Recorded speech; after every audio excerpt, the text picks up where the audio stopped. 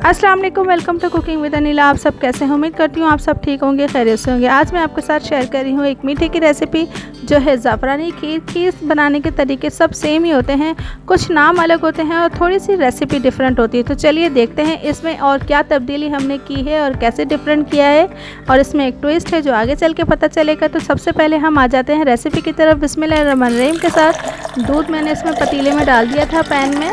दूध को हम एक साइड पे गर्म होने रखेंगे। साथ ही हम इसमें डाल देंगे 1 टीस्पून के करीब ग्रीन कार्डेमम पाउडर, यानी हरी इलायची का पाउडर पिसा हुआ।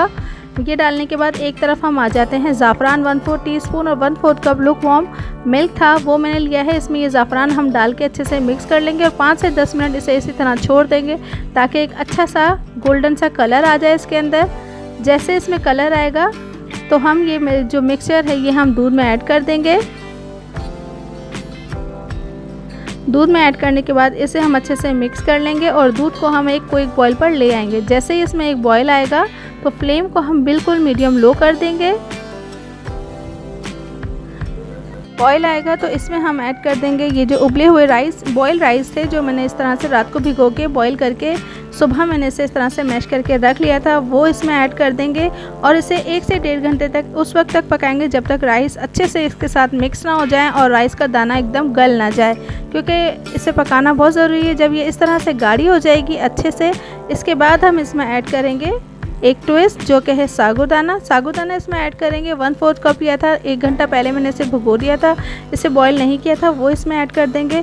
इसमें ऐड करने के बाद इसके अंदर एक बहुत अच्छा सा टेस्ट आता है, एक अच्छी सी इसके अंदर गाढ़ापन आ जाता है। इसके बाद हमने इसमें ऐड किया था शुगर टेस्ट के हिसाब से डालिएगा, कितना मीठा आप खाना चाहते हैं। शुगर डालने के बाद इसे बहुत ज़्यादा नहीं पकाना है, 5 से 10 मिनट पकाना है। जब इसका कलर और अच्छे से इस तरह हो जाए, इसके बाद हम एक साइड पर रख लेंगे बादाम बॉईल करके इस तरह से काट के।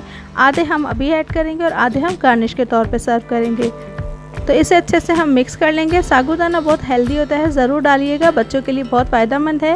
इसे रूम टेम्परेचर पर ठंडा कर लेंगे और उसके बाद इसे हम इस तरह से सर्व करेंगे। सर्व करने का तरीका आप देख चुके हैं पहले भी, और मैं एक बार फिर से आपको बता देती हूँ। मैंने इस तरह से इसे सर्व किया था।